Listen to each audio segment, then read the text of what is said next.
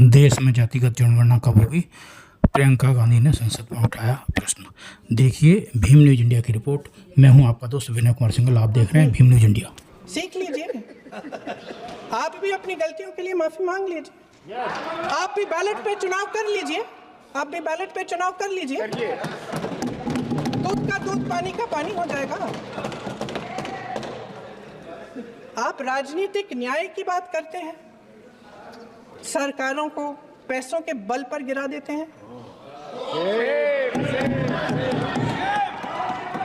मेरा आग्रह है कि अपन संविधान में सकारात्मक बोले।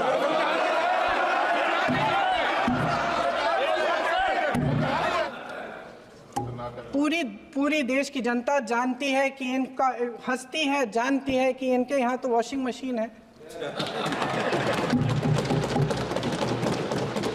तो यहाँ से वहाँ जाता है वो धुल जाता है। इस तरफ दाग, उस तरफ स्वच्छता। और मेरे कई ऐसे साथी हैं जो इस तरफ होते थे उस तरफ चले गए, मुझे दिख भी रहे हैं। वॉशिंग राजा भेष बदलकर बाजार में आलोचना सुनने जाता था। ये सुनने जाता था कि प्रजा मेरे बारे में क्या कह रही है, मैं सही रास्ते पे चल रहा हूं कि नहीं। लेकिन आज का राजा, भेष तो बदलते हैं आज के राजा, शौक तो है उनको भेष बदलने का, लेकिन न जनता के बीच जाने की हिम्मत है और न आलोचना सुनने की। प्रधानमंत्री जी यहाँ सदन में संविधान की किताब को यूं माथे से लगाते हैं, लेकिन संभल में, हाथरस में, मणिपुर में जब न्याय की गुहार आती है, उठती है, तो उनके माथे पे शिकन तक नहीं आता। में क्या हुआ, कब हुआ, नेहरू जी ने क्या किया। अरे वर्तमान की बात करिए, देश को बताइए आप क्या कर रहे हैं, आपकी जिम्मेदारी क्या है। कि सारी जिम्मेदारी जवाहरलाल नेहरू की है। देखिए इनका जवाब, भैंस भाग भैंस चुरा लेंगे, मंगलसूत्र चुरा लेंगे, इनका ये जवाब था। ये गंभीरता है इनकी। लगाया गया उसके पूरे परिवार को उठाकर पुलिस स्टेशन में ले गए। आप हंस रहे हैं, लेकिन ये गंभीर बात है। उन्नाव में मैं एक रेप पीड़िता के घर गई, उसे जलाकर मार डाला था। वो शायद 20-21 साल की होगी। हम सबके बच्चे हैं। हम सोच सकते हैं कि अगर हमारी बेटी के साथ बार बार बलात्कार हुआ और फिर जब वो अपनी लड़ाई लड़ने के लिए गई तो उसको जलाकर मार डाला गया होता तो हम पर क्या बीतती। मैं उस बच्ची के पिता से मिली, उसके खेत जलाए गए थे, उसके भाइयों को पीटा गया था, उसके पिता को बाहर से, घर के बाहर घसीट कर मारा गया था। उस पिता ने मुझे बताया कि बेटी, मुझे न्याय चाहिए। मेरी बेटी अपने एफआईआर को दर्ज करने के लिए जब जिले में गई तो उसको मना किया गया, अगले जिले में जाना पड़ा उसे। वो रोज सुबह 6 बजे उठकर तैयार होकर अकेली अपने मुकदमे को लड़ने के लिए अगले जिले में ट्रेन से जाती थी। उसके पिता ने मुझे कहा कि मैंने उससे कहा, बेटी अकेले मत जाओ, छोड़ दो ये लड़ाई। लेकिन उसकी बेटी ने उसको जवाब दिया कि नहीं पिताजी, मैं अकेली जाऊंगी, मैं लड़ूंगी, ये मेरी लड़ाई है, मैं इसको लड़ूंगी। ये लड़ने की क्षमता, ये हिम्मत उस लड़की को और करोड़ों भारत की नारियों को हमारे संविधान ने दी। आगरा में मैं अरुण वाल्मीकि के घर गई। अरुण वाल्मीकि पुलिस स्टेशन में काम करता था, सफाई का काम करता था। आप सोच सकते हैं हमारी तरह उसका भी परिवार था।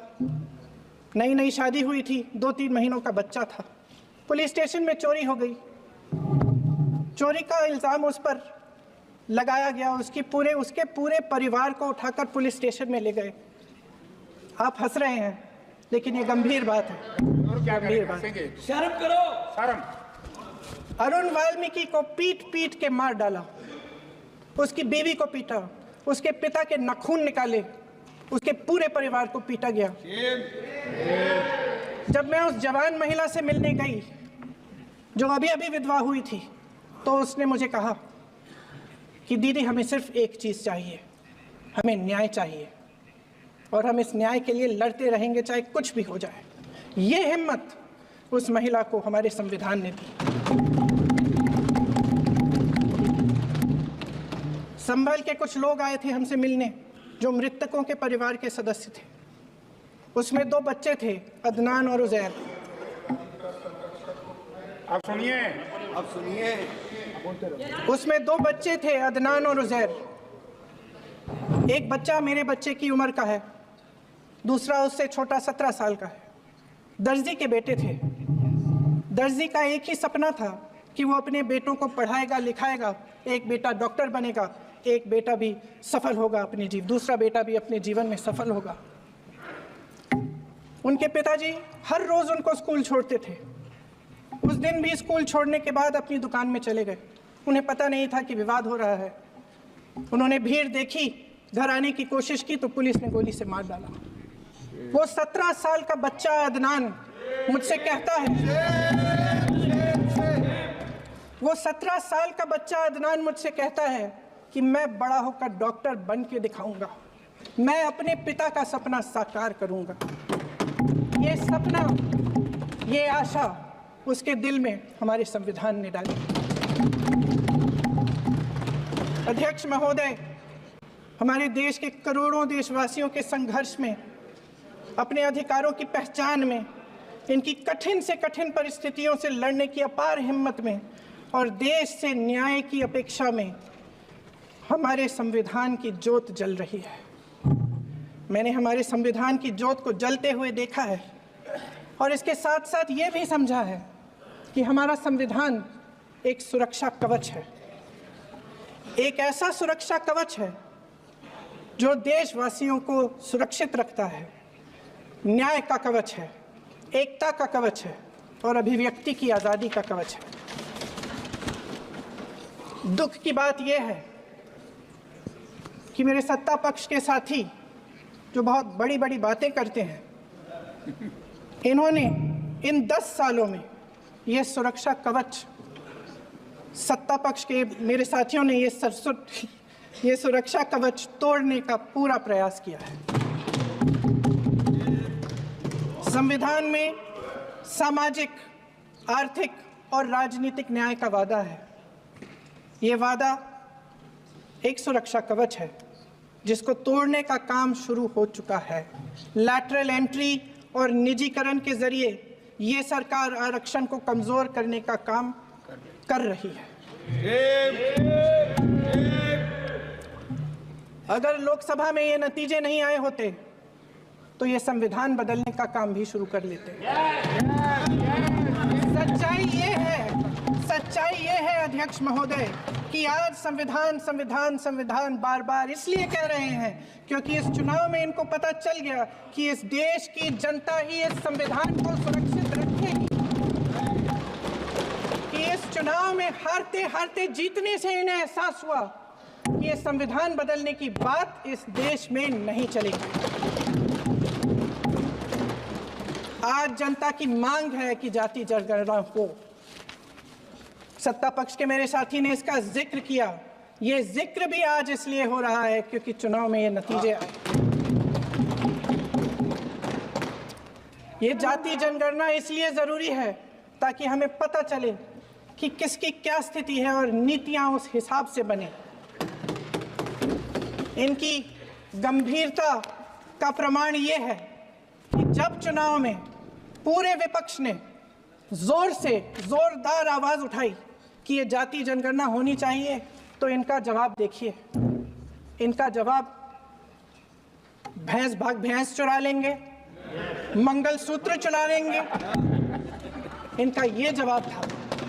ये गंभीरता है इनकी जाति जनगणना पर। महोदय, हमारे संविधान ने आर्थिक न्याय की नींव डाली, किसानों, गरीबों और को जमीन बांटी, भूमि सुधार किया, जिसका नाम लेने से कभी कभी आप झिझकते हैं और कभी कभी उनका नाम धड़ाधड़ इस्तेमाल किया जाता है अपने आप को बचाने के लिए। उन्होंने HAL, BHEL, SAIL, GAIL, ONGC, NTPC, railways, IIT, IIM, oil refineries, तमाम PSU बनाए। अध्यक्ष महोदय, उनका नाम पुस्तकों से मिटाया जा सकता है, उनका नाम भाषणों से मिटाया जा सकता है, लेकिन जो उनकी भूमिका रही इस देश की आज़ादी के लिए और इस देश के निर्माण के लिए, वो इस देश में से कभी मिटाया नहीं जा सकता।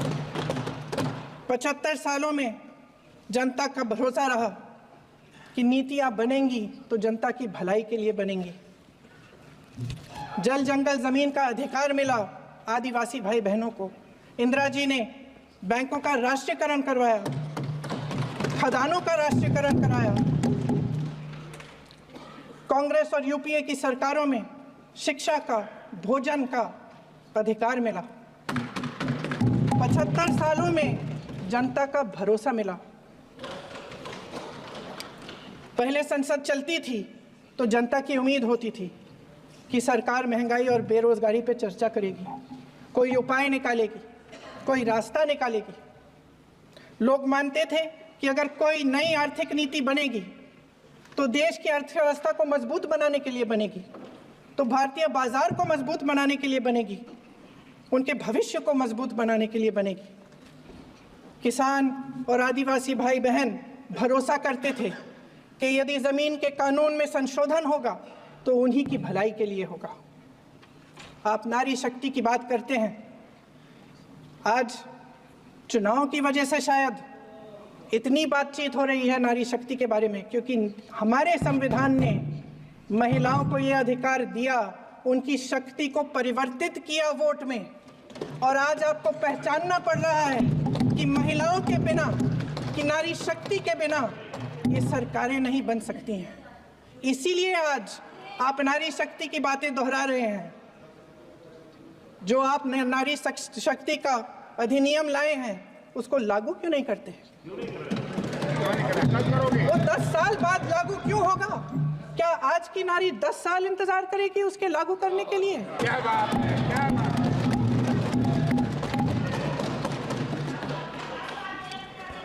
आज संसद में बैठे हुए सत्ता पक्ष के मेरे साथी ज्यादा से ज्यादा अतीत की बातें करते हैं। 1920 में क्या हुआ, कब हुआ, नेहरू जी ने क्या किया। अरे वर्तमान की बात करिए, देश को बताइए आप क्या कर रहे हैं, आपकी जिम्मेदारी क्या है? कि सारी जिम्मेदारी जवाहरलाल नेहरू की है। अध्यक्ष महोदय जी, ये सरकार आर्थिक न्याय का सुरक्षा कवच तोड़ रही है। आज संसद में बैठी ये सरकार बेरोजगारी और महंगाई से जूझ रही हमारी जनता को क्या राहत दे रही है? कृषि के कानून भी बड़े बड़े उद्योगपतियों के लिए बन रहे हैं। सही MSP को छोड़िए, DAP तक नहीं मिल रहा है।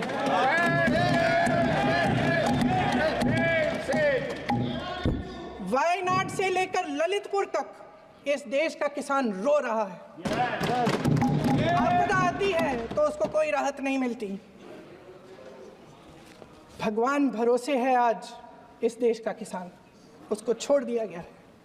आज हिमाचल में देखिए, जितने भी कानून बने हैं वो सब बड़े बड़े उद्योगपतियों के लिए बन रहे हैं।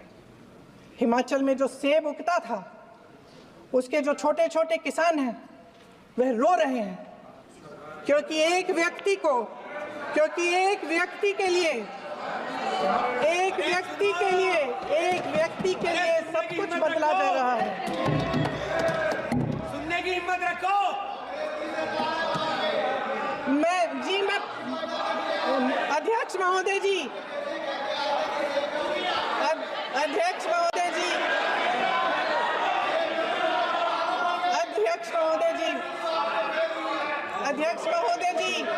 अडानी जी को सारे कोल्ड स्टोरेज प्रदेश की सरकार ने नहीं दिए। अडानी जी को सारे कोल्ड स्टोरेज आपकी सरकार ने दिए। देश देख रहा है कि एक व्यक्ति को बचाने के लिए 142 करोड़ देश की जनता को नकारा जा रहा है। सारे बिजनेस, सारे संसाधन, सारी दौलत, सारे मौके एक ही व्यक्ति को सौंपे जा रहे हैं।